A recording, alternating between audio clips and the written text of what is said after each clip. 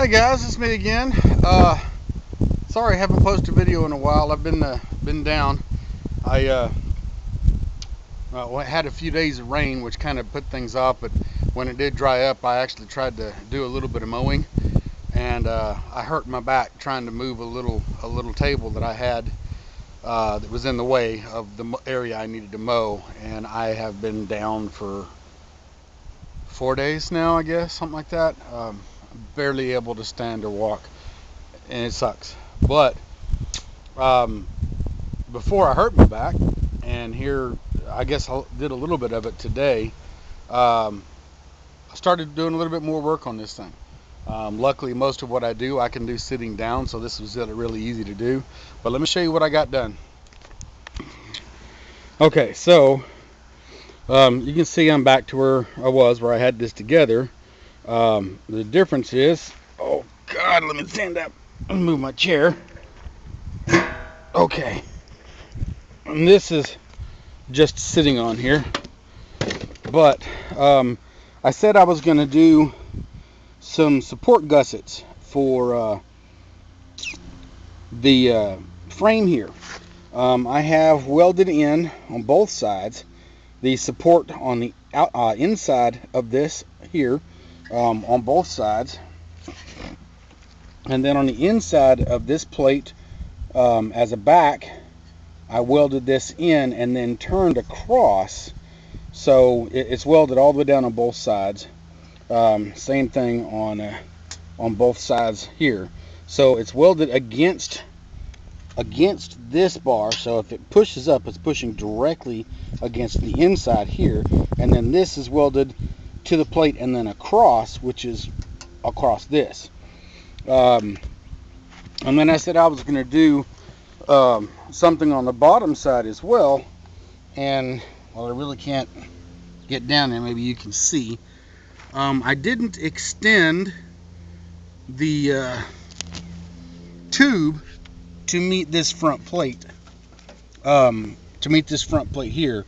What I did was I went ahead and left the tube there, and that bracket that's on there, if you can see it, sorry, I can't see what I'm doing here.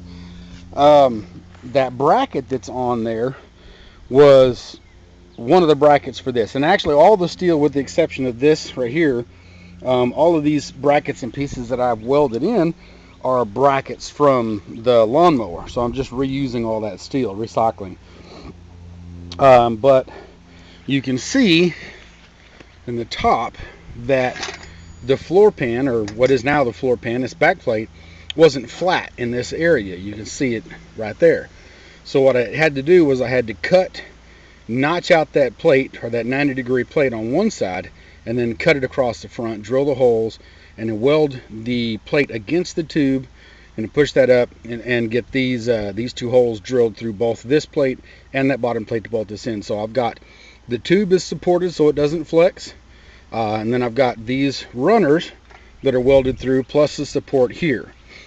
Now I do still have problems with flexibility in this area of the frame on both sides. So what I'm going to do is I'm probably going to take excuse me. I'm probably going to take a piece of angle iron, maybe 1 inch or inch and an eighth, or inch and a quarter, and run from here,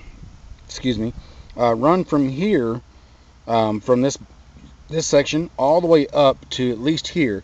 And then I may end up taking, you can see these holes that are fit for carriage bolts. What I think I'm going to do after I put that plate on is I'm going to use these holes, but I'm going to take like a 3/4 inch or maybe 1/2 inch black pipe, just steel pipe, and I'm going to weld nuts in the end of that, and then I'm going to cut it to fit right inside here, and then have these two, maybe one up here and then one here, both of these coming across from one side to the other to give a little bit more support for the twisting, and that should help stabilize this section of the frame. The front section I'm not worried about right now. With all of the other brackets from the steering components and everything else, it's actually pretty sturdy. But when I removed all of the brackets and the rear end and all the stuff that was in this section, it kind of destroyed the rigidity of the frame. The rigidity actually relied on all of the brackets and the rear end and the placement of the brackets to hold everything together. But it's done. This part of the frame is done. It is extremely stable. I sat on it yesterday, not stable side to side, but there's no flex in this bar anymore, either one of them. And just like I said there probably would be, it did bend. I was taking this lower assembly off, and I still had one of the screws in there, and I had these two back screws in here, and it actually did break. It bent very, very easily right there in that section, just like I thought it would. So I went ahead and got that done. I've got 3 bolts in each side. Right here, I've got these 3. 2 of these were original holes on this plate when it was mounted to the back, and then 1 I had to drill through. So I've got 3 on this side and 3 on that side. So it's actually really solid. And then I've got everything put in now. And now you can see I finally started getting some of the wiring done. I did that a little bit ago. But this engine was completely clean inside. I just had to change the oil. Spark plug's good. I pulled the carburetor off, and believe it or not, after 2 years of sitting, this thing had just the merest amount of varnish and a little lacquer in there. I got a can of gum out carburetor cleaner, carbon choke cleaner, took this thing apart, took everything apart, cleaned all of the idle circuits, the solenoid circuit, everything internally, all of the passageways through the carburetor, took it down to its base frame, took all the screws out, took everything off of it, and cleaned that thing up, and didn't even use an entire bottle. That thing was that clean inside. I've got good smooth actuation in it. Looks like everything's going to be clean. The jets were clean. The primer holes, the idle circuit was actually really clean. So I'm thinking that I'm actually going to be pretty good. So what I have to do now is I'm going to go ahead. I found some problems with this harness. It was on the original frame that I took all this off of. So I'm going to go ahead and strip that one down and get the wiring circuit off of it. I think the short that was in it was with the start-stop button, the on-off switch. So I'm not going to use that one. What I am going to use is this key switch, start-stop key switch here for this motor. So really all I have to tie in is the coil, the starter, and the charging circuit. I'm going to make a plate, and what I'll probably do, you can see between these 2 bars here on either side, I'll probably make a small box to sit that lawnmower style battery in here. That way my leads are going to be very, very short, and the longest part of it is going to be tying into that key switch. And that's really all I have to have is a start-stop circuit, the charging circuit, and the carburetor fuel solenoid circuit. Super simple, super easy, and I think what I'm going to do for now is I'll probably end up tying in the original throttle control. Until I can get my foot pedal assembly on this thing, I'll probably end up tying in this foot pedal here into my my brake system, and tie this throttle into the throttle system on this engine.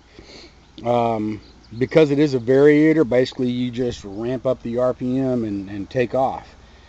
So that's probably what I'll do. I'll tie that in, I'll tie that in, I'll have my throttle and my brake system tied in very easily, and then the 3 electronic pieces that I really need are going to be the starter, the charging system, the coil, and then the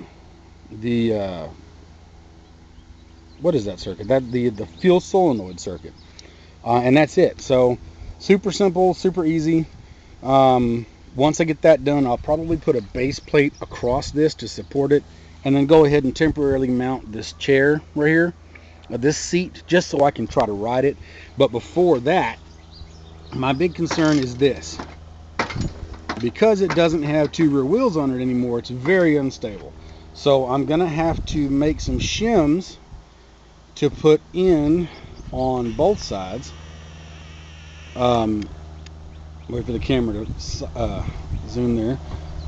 In between the I-beam of the axle and the frame, or what I might actually do, I might actually take and make a small bracket that sits right in between these two bolts and sits against the top of that axle to keep it from actuating, or not actuating, but to keep it from moving side to side. The little bit of play that it has. I'll probably put some shims in there, or do that little plate across both sides to keep it steady, and then work to get this thing fired up, because everything mechanically on this engine looks good. Man, what is going on with the focus on this dude? Sorry about that, guys. So that's where we're at.